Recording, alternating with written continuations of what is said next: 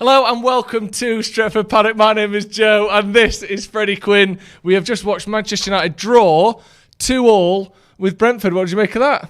That was pretty fucking good for you. Not bad, was it? For those who don't know, I had to start the stream, run around the back of this table and start talking into the microphone all before the intro played. Do you know what it was? I was sceptical that was going to work because I judged your physical ability based on my physical ability. That's your first mistake there. Yeah. As people like to say, there are levels to this game, I believe. In terms of what I made of it, I'll be honest with you, it's a pre-season game. Yeah. Do you know what I mean? It's one above a kickabout. I think it's nice to see Pereira having a good game and scoring a fucking worldie. Yeah. You could see some of the quality wasn't really there. Some of the passes that just went to nobody were a bit at times. One thing that I was a bit worried about, if I have to pick anything up, was the performance of Diogo Dalot, which I thought was really bad. He came on, instantly gave the ball away, and then 2 seconds later, he lost the ball under no pressure at all and gave a throw in. And then he got skinned for the second goal. Yeah, for the second goal. I would be a little bit concerned by that. But it's pre-season. You know, we're reading too much into it, man. Yeah, it's it wasn't as though it was like... do you realise that both teams had connections to bees? Don't listen to talk about bees anymore. That was very much for the watch-along. If you haven't seen that, check out the last 15 minutes of the watch-along.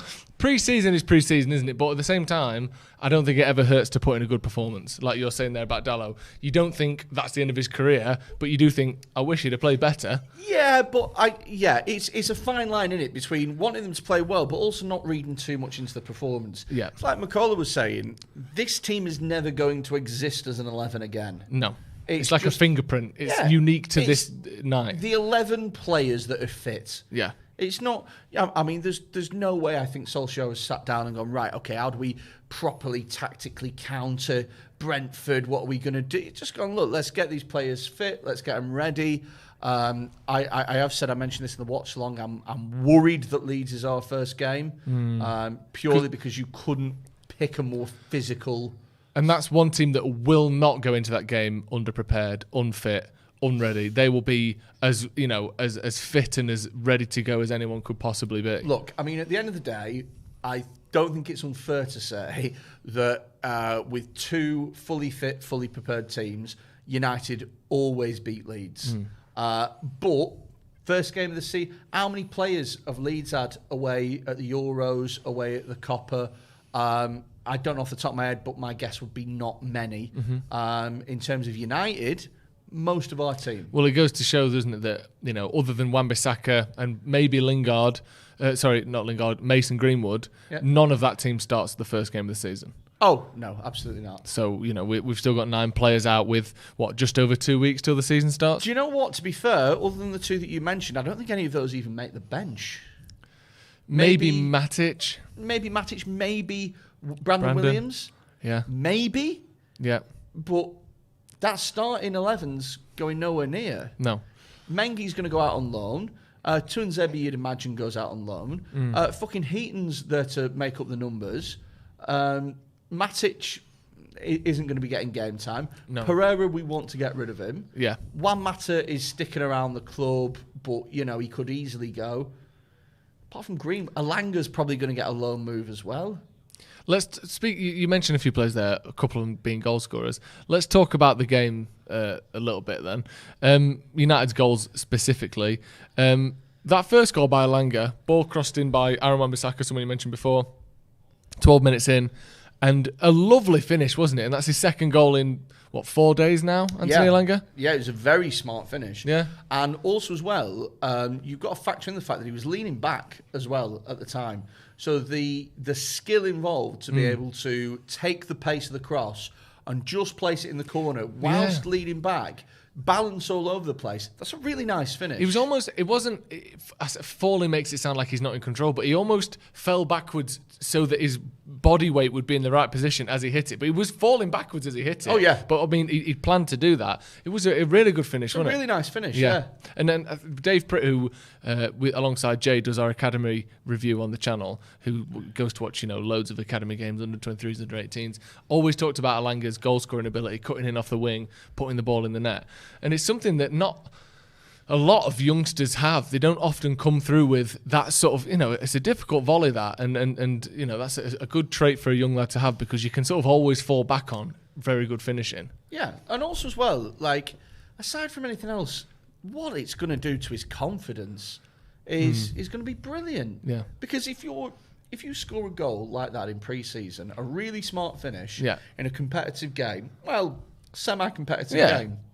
It's not a training game. You come in, you come in and you start to think to yourself, if I really get my head down, I might get some minutes here. I think it's great for him. Yeah, me too. And it's not, like I said, about getting some minutes. It's not as though, Ollie doesn't give players minutes. A lot of players, was it the Astana game away, last game of the Europa League, last season before last group stage, where I think it was like 8 first-team debutants and stuff. So if you do play well, you have got a chance of playing. I think that was really good for Elanga. I would hope that a few teams in the Championship watch that and they go, we should get him on loan. Yeah. Because the thing about Elanga is, if you look at who his competition is for a place in the starting 11, Rashford, Martial, potentially Pogba if we play him on the left like we did for large parts of the season, now Sancho, Greenwood as well. Amad Diallo, Dan James. And then that's not even like counting Mata or something like that. He probably isn't our 10th choice winger, especially Pellistri, maybe. Even Lingard might stay and want to get the game time on the left. Yeah. He's not getting much game time at United. If he does, great, but you've got to think that his development needs to be at another club. Yeah, I think I agree with that. I think a lot of people would agree with that. And, I think loans can be massively successful, can't they? Going forward then, so Baptiste scored for Brentford. Nice little, I think, what was it, sort of Ruben Neves type strike, 18 yards out. Outside the left foot. Outside the left foot, just beautiful. Curling crossbar. And it was. I think it was around this point where you said this game is either absolute bangers or people missing 2-yard passes, and that was exemplified no more than Andreas Pereira's next goal 50 minutes in. I mean, and, not as good, not in the same situation, but like they said it on MUTV, I said it, a Paul Scholes-esque volley, 25 yards out, ball looping up in the air, catching it first time, underside of the crossbar and in. Yeah. As good a goal as you'll see, really. What did you make of that after Pereira hadn't maybe had his best game? well, the thing is I actually thought Pereira was having one of his better games that I've seen him have for United. Yeah. Let's be fair, Pereira has... I'm really happy that he scored a brilliant goal. He's not Man United quality. No. He's not, no. This is a great goal for him, and I genuinely hope that it stokes interest in a few clubs, because I didn't know he had that in his locker. I didn't know that he was physically capable of hitting a ball as sweetly as that. Yeah. And I really hope that it starts to give him a bit of interest. He doesn't have a future at United, and I think it's cruel to suggest otherwise. Yeah, it's not one of those where you're going to score a couple of volleys and get back in the team. We know he's probably not good enough. We don't need to stand here and slag him off. Like you said, it's sort of cruel to say, oh, you know what, he might come back. He's not. But let's hope he gets a good move somewhere. My thing with Pereira has always been, what does he do? What's his point? Like... Yeah. Even with going back to like Marouane Fellaini. Oh yeah. Like, I didn't really rate him as a player, but I could see what his point was. He was a big physical presence, threat from set pieces, and also had incredible chest control. As good as I've ever seen. Honestly. Blessed from God. But it was a great way to beat the press. Yeah. Because you could just hump that ball up to the chest and control it instantly. The chest. It's bypassed. We're just calling him the chest now, like he's someone from Gladiators. Well, you know how like some... the chest. You know how some players like are bigger than their roles. Yeah. Like, so it's like the Makalele role. Yeah. The chest. Yeah. That's how good Fellaini is. He is this sort of gold standard for controlling the ball with the upper torso. But my point is with Pereira, at what point do you ever watch a game and go, I know what this needs? Yeah. It needs Andreas Pereira. It's a rarity, isn't it, that you think we need someone doing the Pereira job. Because I don't know what his job is. I don't know what he's good at. No. And you go through United's normal team, the starting 11, they do all have that. Rashford has the blistering pace, good finishing. Bruno, I mean, goes without saying. But even someone like Martial or Matic is a great example. He's not going to start most games. He's got very obvious weaknesses, but he's got something he has, which is good height, good positioning, and a good brain, even if he hasn't got the legs to back it up. He can run a game. Yeah. He can run a game. If you're playing against a team that is going to sit deep, he can dictate play all day. But the thing is with Pereira, he's not even a big lad. He's not even like a big physical. He's not fast. He's not anything. Yeah. Yeah, you're right. We've got a super chat from Abdullah Ibrahim. He said, I thought the youngsters were impressive today. I was a bit disappointed with Matic, with a poor header allowing Brentford to get into the game. What are your thoughts on pre-season so far? Talking about a couple more of the youngsters, and I said it before the game, I wanted to see maybe a little bit more from Mason Greenwood. Again, don't necessarily think he had a bad game. And again, it is only pre-season. I'm not going to knock anyone, say anything about anyone's sort of future, or there's no real tells to be found here. It's just about getting fitness. But it wasn't his best game, was it, Mason Greenwood? No, but I can't also think of any chances that he specifically missed. It wasn't a chance. He sort of created himself.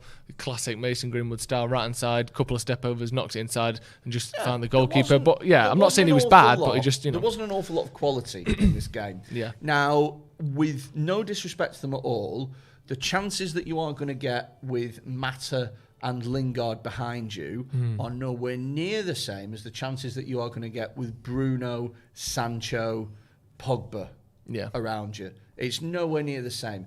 I can't... Yeah, he's been a bit anonymous, but I can't recall a time where I've gone, fucking hell, he should have had that. No. And I think it's different. I think it's different if you're going missing in a game where your number 10 isn't making any clear-cut chances for you, and it's different where you are getting loads of opportunities and scuffing all of them. Then I'd be worried. Yeah. And someone making a point in the comments there, it's Abdullah Ibrahim again, actually, who gave the super chat before, saying Greenwood is maybe recovering his fitness after an injury, because I know some people thought maybe he was sort of bluffing as a reason that he's not playing for England, but the official reason he didn't play for England this summer is he had an injury, which we don't really know what it is, but maybe he's still recovering from that and getting fitness back. He has had a stop-start season, hasn't he, last season, Mason Greenwood, because his first proper season, the season before, fire. Do you know what I mean? An absolute revelation. Yeah.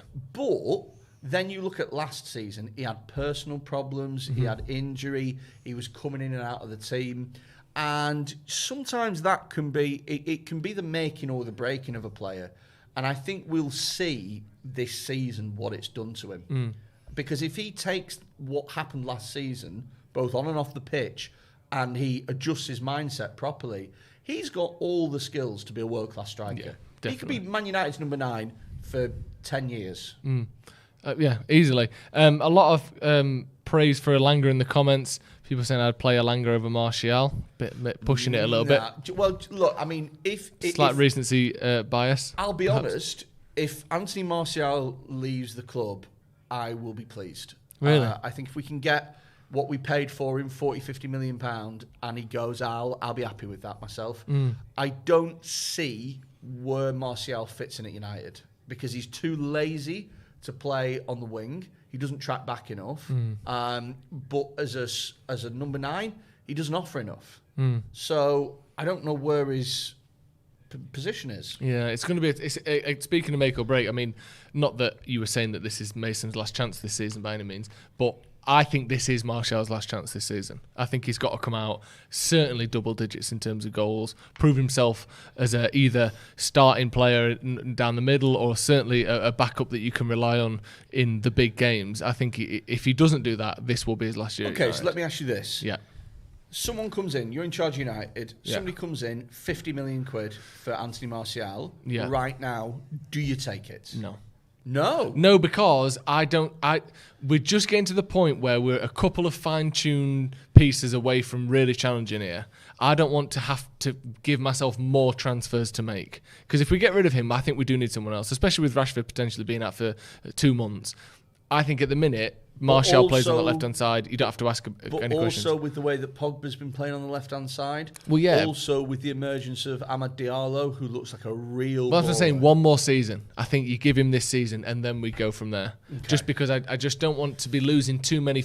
I know he's not first name on the team sheet, but he's certainly a first team squad player at least. I don't want to be losing too many of them because I think what we need now is stability and to really go, here's the final 3 or 4 pieces or 2 or 3 pieces. Let's push for league titles. When Martial is on form and he's bothered and he's arsed, what a player. Yeah, absolutely. Oh my God.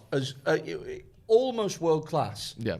But he will then not do anything for 2 months. There is a bit of that. And it's just, you can't have that at a top club. You just can't. He can't have another year like last year. He can't, what was it, 6 goals? We can't do that again. No, but also when he was playing, it's not... Look, I mean, I'm not somebody who And in fairness, he hasn't played this pre-season, so we are sort of slagging him off a little bit despite not seeing him. I'm not somebody who measures a striker's output in goals and assists, even though that's the easiest way to do it. Yeah. I think that you can be a really prolific member of the team up front and only score 10 goals in a season. Yeah, but Teddy Sheringham style. Yeah, totally. Do a great job. Yeah. But with Martial, if he's not contributing goals, he does nothing. He ghosts. I've never seen him aggressively press players or like harass and harangue them and try and win the ball back and have this energy. He's got this languid style about him that he reminds me a bit of that Berbatov demeanour. Yeah. You know, when you look at somebody, and it's not that... It's really easy to look at them and go, he's not arsed. Yeah. And you know that he is. It's just his character and his demeanour is just very languid. And it's just not what you want in... You know, it's very hard to love him as a player. Very hard. And I just think that if we got 50 mil for him, I'd take that. All right, then, going into next season, as it stands currently, who are you... You know, Elanga, do you think he's got a chance of sort of taking his spot in the squad? Nah, he's going on loan. You think he's going on loan? Look, I mean, he's had a good game today, but a flock of swallows does not a summer make. Do you know what I mean? He's raising his stock, but not enough. He's not going to be a starting player for next year, is he? No, but the thing is, though, is if he goes out on... The most important thing for Anthony Elanga right now is regular game time at a competitive level, and he will not get that. He won't get 10 games at Old Trafford. He won't. But he will get 10 games and more at Preston North End or Stoke. Blackpool or Stoke or Sheffield Wednesday. Yep, I think I agree with that. Right, that's going to be all from us.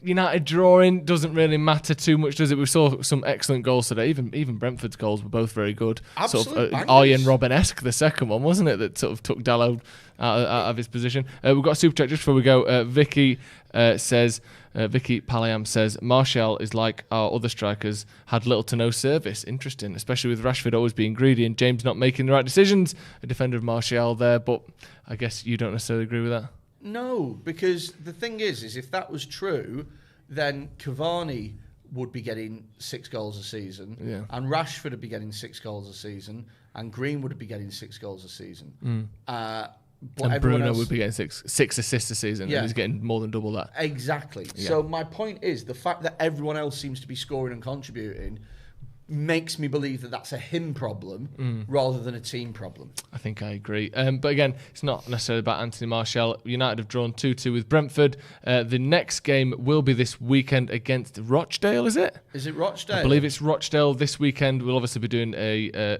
preview and a watch along here on Stretford Paddock, so make sure you check that out. Thank you once again massively, Freddie, for coming down. Watch along, review, expanding. Thanks very for exciting. having me, mate. And if you haven't already, check out the Pigoted podcast on YouTube, on Spotify, on Apple Podcasts, Pigoted podcast with Freddy Quinne and guests, other comedians and experts. There's a lot of B comments in this chat earlier on. If you want to know why or you want more information on that, check out the Pigoted podcast. Thank you once again for joining us. If you aren't subscribed, please do. We are dangerously close to 600,000 subscribers. And if you can help us get there, that would be absolutely fantastic. Thank you once again. We'll see you in a bit.